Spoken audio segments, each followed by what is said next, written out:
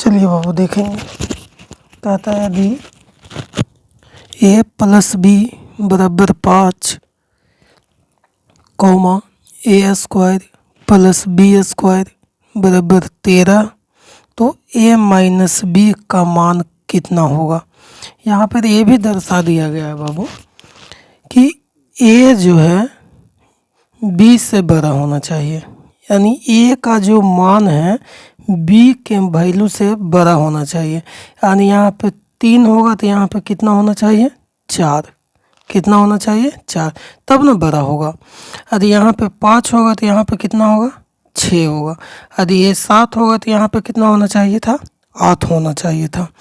यानी जो ए का जो मान है जो बी से क्या होना चाहिए था बड़ा होना चाहिए था। तो देखिए इसको बनाने का दो तरीका है, एक है लॉन्ग विधि और एक है शॉर्ट विधि। तो पहले देखिए, पहले लॉन्ग विधि पढ़ते हैं फिर शॉर्ट विधि पढ़ेंगे, ठीक है। तो हमको क्या दिया हुआ है ए प्लस बी बराबर 5 और मालूम है a square plus b square बराबर 13। हमको जो वैल्यू पूछा गया है ए माइनस बी का, ए माइनस बी बराबर कितना होगा, ठीक है। तो आप देखिएगा, ध्यान दीजिएगा, हमको मालूम है ए प्लस बी बराबर 5, ठीक है। तो हम इसको दोनों तरफ स्क्वायर कर देते हैं, हम इसको दोनों तरफ क्या करेंगे स्क्वायर कर देंगे। तो करते हैं ए प्लस बी का होल स्क्वायर बराबर 5 का भी होल स्क्वायर। तो ए प्लस बी का होल स्क्वायर क्या होता है a square plus b square plus 2ab बराबर 5 का स्क्वायर कितना होता है 25। अब ध्यान देना कि हमको तो इतना का वैल्यू तो मालूम है ही, इतना का वैल्यू तो मालूम है ही, इतना का वैल्यू कितना मालूम है 13 मालूम है, कितना 13। तो 13 लिखेंगे प्लस 2ab बराबर 25, 2ab बराबर 25। अब ध्यान ये देना है कि ये 13 प्लस में है, इधर आएगा तो क्या चिन्ह होगा माइनस में। तो 2ab बराबर 25 माइनस 13, यानी 2ab बराबर 25 में से 13 जाएगा कितना बचेगा तो 12। अब देखिएगा आगे, यानी हमको 2ab बराबर कितना बचा 12, 2ab बराबर 12, यानी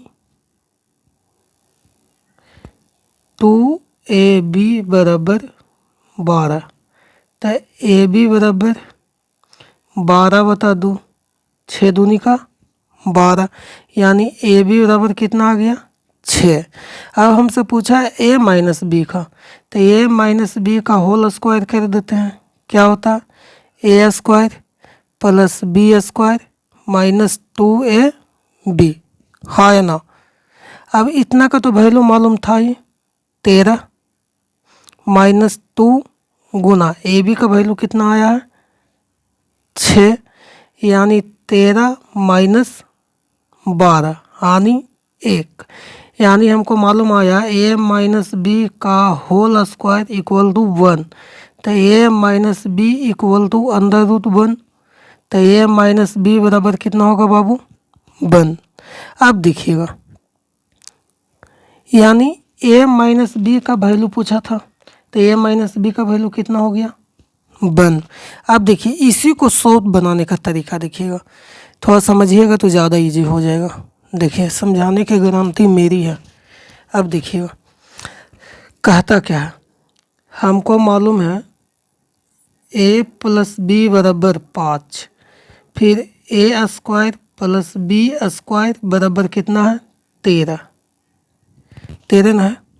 अब ध्यान दीजिएगा, हमको था ए प्लस बी बराबर 5, यानी ई दोनों के जोड़ के, यानी ए और बी के वैल्यू जोड़ के कितना आना चाहिए था 5।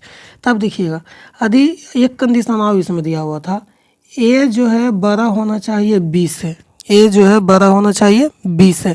तब दिमाग लगाना है, ये जोड़ के कितना लाना है 5 लाना है, और ए का वैल्यू जो है बड़ा होना चाहिए किससे बी से।